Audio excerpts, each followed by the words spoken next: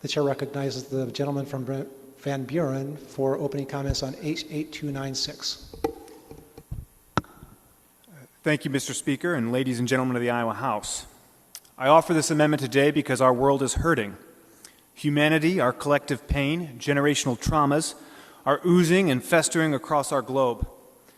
I suspect this could be in part because of the fact our governing institutions have outlawed, prohibited, naturally occurring healing tools. In this chamber, we're great at writing laws, adding new sections of code. Rarely do we eliminate laws or revisit laws that we've passed. This amendment would delete 2 words from the Iowa Code, 2 words you've probably never heard of and probably don't know what they mean. Psilocybin and psilocyn. They're compounds in certain species of mushrooms that support the nervous system and offer expanded perspective. They're referred to as entheogens, and they have, as we're learning, many clinical applications. Psilocybin, I sincerely believe, could open up Iowa to a whole new world of health and healing, revolutionizing our health care, revolutionizing mental health, where right now we have a system of treatments where a person has to take a pill, a synthetic pharmaceutical for an indefinite period of time, maybe for the rest of their life.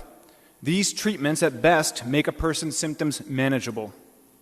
Modern pharmacology only alleviates and masks symptoms rather than actual healing. This amendment to decriminalize psilocybin would offer an actual cure to diseases afflicting society and give people freedom from a life dependent on synthetic pharmaceuticals. So that's the intention of the amendment, and you might be asking, well, what's the downside? What are the potential unintended consequences? I don't believe there is a downside to this amendment. I've seen no evidence of any criminality or abuse of these substances, and I've looked. In fact, I've found the opposite. Let me share some stories on what's happening in my community. I've become acquainted with a person that was crippled with an addiction to prescription opiates, an opiate addict who spent hundreds of thousands of dollars on inpatient treatments only to inch closer to death as the opioid demons, the demons that were originally prescribed to him by his physician, slowly consumed him. Thankfully, this person came across psilocybin and was able to make tremendous progress on his opioid addiction. But let's bear in mind that the opioids that were killing him were legal, sanctioned, and approved by the state. The mushroom that saved him was not. Why do we allow prescription heroin, but not a naturally occurring substance? When did nature become criminal? I have a friend with a benign tumor right in the center of his brain, causes him to shake and tremble, and there's really no options for him. But my friend isn't a quitter. When the doctor says there's nothing he can do, my friend looks deep within himself, makes a conscious decision to support his health, and begins to cultivate the earth so he can take very small doses of psilocybin to treat his condition. I have another friend, and I wish I could name these people, but as recent protests have illustrated, many Iowans do live in fear of law enforcement. And this friend is a diabetic. He has neuropathy, or well, I should say he had neuropathy, burning sensation in his feet, nerve damage that causes extreme discomfort. Doctor says there's nothing he can do. Doctor says it's impossible for nerve damage to heal. Well, my friend looks deep within himself, makes a conscious decision to take his health destiny into his own hands, begins cultivating the earth, asking for God's help to heal his chronic condition. And what do you know? He combines psilocybin with another species of mushrooms, lion's mane, which is a culinary legal mushroom, supplements for a few weeks, and his neuropathy has vanished. He can walk fine. He can jump for the first time in many, many years. Does anyone in this chamber suffer from neuropathy? I know this sounds difficult to believe, and I wouldn't have believed it either had I not seen it with my own eyes and had these conversations face to face. If there's any truth to the potential of neuroregeneration, of neuroregenerative, as many people believe and claim to have experienced, this could potentially radically alter our medical approach to tragic neurological disorders like Alzheimer's and Parkinson's. But as the law is written now, we'll never know. One last constituent who got himself into trouble as a younger man, a lot of tough problems, needed to get his life back on track, comes across a healthy dose of psilocybin, managed to piece back together his fractured psyche, and joined an elite military unit, and now he's a leader in our community and a leader in his industry. Now, I know we can't make policy based on anecdotes, So thankfully, Johns Hopkins' new research center, dedicated to exploring and understanding these therapies, now exists to give us the tangible evidence we need and science to guide our decisions. And the science is indeed impressive. One very impressive finding was that a single therapy could create permanent positive change in a person. And when they followed up with that patient a year later, the positive change actually increased over time. Wow, holy smokes, right? What other medicine does that?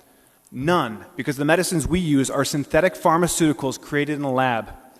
These substances, these mushrooms, are created by God.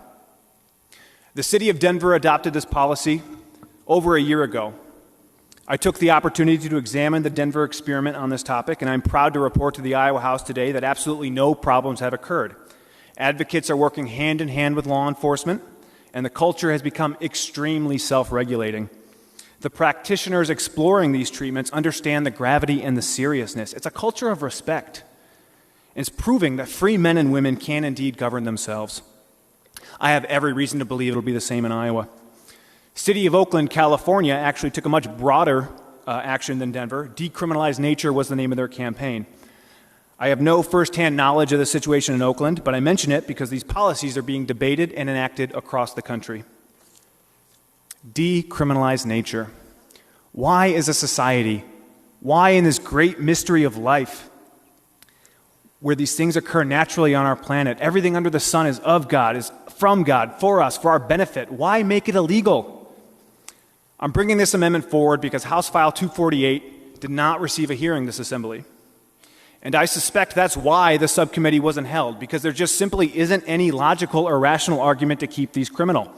Why criminalize a substance that has zero potential for abuse and unlimited potential for health and healing? Let's put the guns down. The state of Iowa doesn't need to be threatening people with jail, threatening to lock people up in a cage for cultivating what naturally exists in the soil. Why not try liberty? The liberty of each and every person to act in their own best interest. The liberty of each of us has, not just as citizens of Iowa, the greatest state in the nation, but as children of God. Please, please, can we break these cycles of pain and trauma? Let's heal. Let's adopt this amendment. It's time for the politicians to step aside and let the people lead. Let us just delete these two words from Iowa Code. Let us give the people of Iowa the freedom to create genuine healing from the inside out. Genuine healing from the inside out. That's what this amendment will accomplish. Those are my comments, and I'm happy to take any questions. Is there discussion?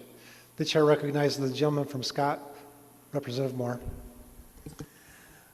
Representative Shipley, I admire your zest, your zeal, but Mr. Speaker, I question whether this is germane to a state budget bill.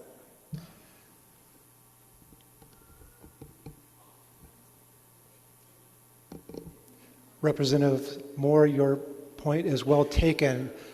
Representative Shipley, this amendment is not germane. Do you have an amendment? Do you have a motion? I move to suspend the rules to consider this amendment immediately. Representative Shipley moves to immediately consider this amendment. All those in favor say aye.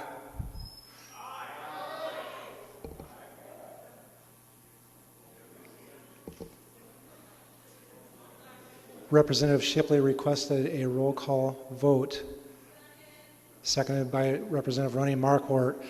This is now a record roll call vote. The clerk will open your machine and record your vote.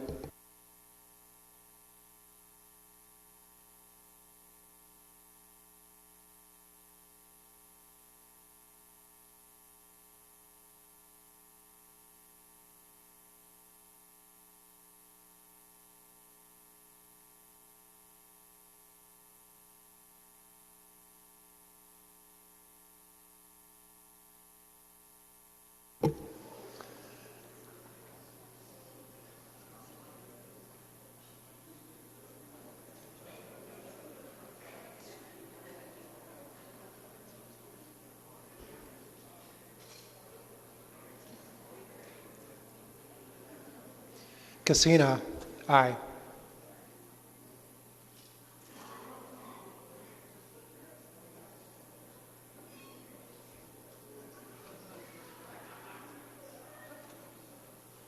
Seek, no.